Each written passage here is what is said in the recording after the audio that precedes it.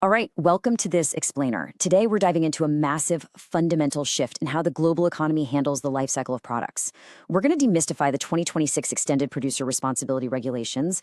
You'll hear it called EPR for short. And we're going to turn what honestly looks like a really daunting compliance hurdle right now into your strategic roadmap. Because make no mistake, by 2026, the cost of doing business is absolutely going to include the cost of your waste. I absolutely love this analogy from the source material. It hits the nail on the head. E-waste is essentially a hot potato in the tech industry, and literally no one wants to be the last one holding it. For decades now, the pathway for electronics and packaging has just been a one-way street, right? It goes from the producer to the retailer to the consumer, and then finally, it just gets dumped onto the government. Right now, it's cash-strapped municipalities who are stuck holding that hot potato. But as you'll see, that is all about to change. This brilliantly illustrates the paradigm shift we're currently experiencing. We are rapidly moving away from that old linear model where taxpayers just blindly fund the disposal of corporate products and heading straight into a 2026 model where the producers actually foot the bill.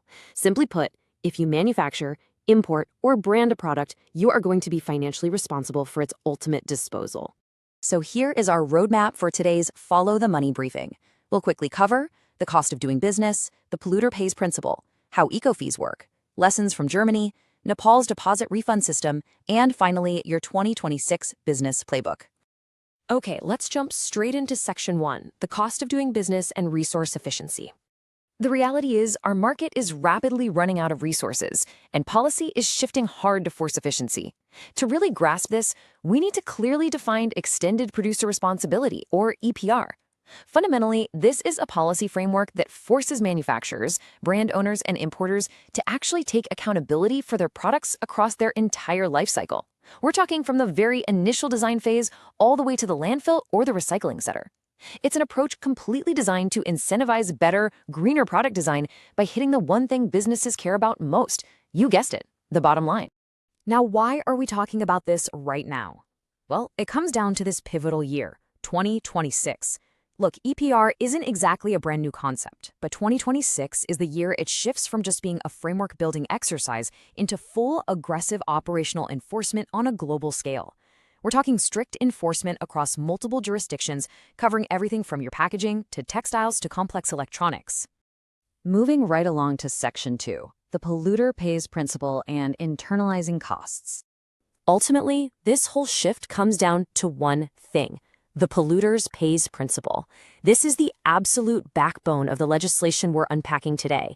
It legally mandates internalizing environmental externalities. What does that mean for you? It means the cost of pollution is going to be reflected right there on the price tag. You can no longer just pass the cost of managing your hazardous materials or unrecyclable packaging onto the local government. Bottom line, if your product pollutes, you pay to clean it up. What's super interesting about this proposed cash flow model is how meticulously it maps both the physical e-waste and the required investments. You can see exactly how the funds travel from producers over to e-waste recyclers and producer responsibility organizations, with all of it being overseen by a regulatory body. It's really a closed-loop financial system designed to ensure that waste doesn't just, disappear into a landfill somewhere, but is actively managed and fully funded by the private sector. Which brings us to Section 3, how eco-fees actually work, focusing on the specific financial mechanisms. Let's look at the financial mechanisms proposed for Nepal to see how this plays out in the real world. The framework lays out that producers, importers, and brand owners, often referred to in the industry as PIBOs, will pay an eco-fee based entirely on the market volume of the devices they introduce. Basically, the more you sell, the more you pay. And these funds aren't just some generic tax. They are specifically earmarked to build sustainable recycling infrastructure, run public awareness campaigns, and incentivize both the formal and informal waste collection sectors. And check out this eco-modulated fee structure. This is key. The fees are not flat. They follow a red, amber, green system based on scientific recyclability assessments. Placing hard-to-recycle red materials on the market, like those tricky multi-layer plastics, is going to cost your business significantly more. Conversely, if you use sustainable, easily recyclable green materials, you incur much lower fees. The whole system is basically rigged to make bad design way too expensive to sustain. All right, on to Section 4, lessons from Germany and their famous green dot system. If we look at this timeline, we can see Germany's pioneering green dot system was introduced way back in 1991. The concept was incredibly simple. Producers pay based on the type and quantity of packaging they use. And look at the result here. By 1998, they achieved a massive 13.4% reduction in per capita packaging waste in just a few years. The German model proves beyond a shadow of a doubt that when you directly tie fees to recyclability, it creates an immediate, powerful economic incentive for companies to innovate.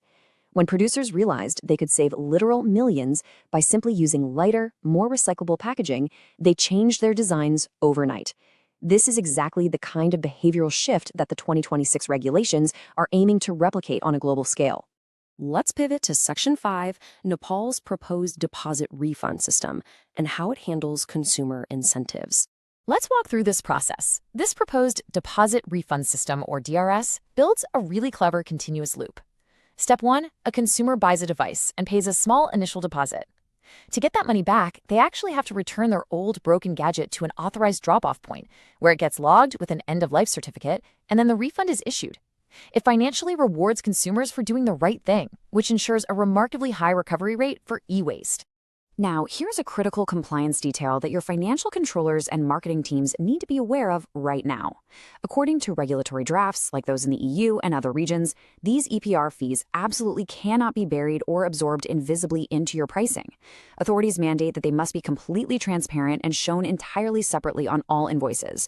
It acts as a strict control mechanism for the regulators and sends a very clear signal directly to the consumers. Finally, Section 6, the 2026 Business Playbook. Let's translate all this into actionable strategies. Here is a breakdown of exactly how your internal departments need to adopt right now. Your finance team, they need to immediately start modeling how these volume-based eco-fees are going to affect your profit margins and pricing. Your marketing team has to pivot to communicate the benefits of your eco-designs and explain to consumers how to use these new deposit refund systems. And your operations team needs absolutely bulletproof data tracking because, let me tell you, you will be heavily audited on exactly what weight and material you quote-unquote placed on the market. Be warned, the era of late fixes is well and truly over. As we roll into 2026, the enforcement mechanisms are maturing rapidly. The risks now include severe, highly visible financial penalties. Even just poor data reporting carries direct financial consequences. And the ultimate threat? Complete exclusion from key markets until you can prove full compliance. Literally, if you aren't ready, you do not sell. It's that simple. But look, it's not just about dodging penalties, right? It's about building a sustainable future. The ultimate goal of all this financial flow is to empower and scale authorized infrastructure partners, like DOCO recyclers, for example, working in Nepal. The big picture objective is to take the often unsafe, informal waste sector and integrate it into a safe, formalized, and economically viable recycling economy that actually works for everyone. So, the crucial question I want to leave you with today is this. As these EPR regulations take full effect in 2026, is your waste going to remain a costly, heavily taxed liability? Or are you going to take action now, using eco-design and strategic planning to turn sustainability into your ultimate competitive advantage? The choice and the responsibility is entirely yours. Thank you so much for joining me for this explainer.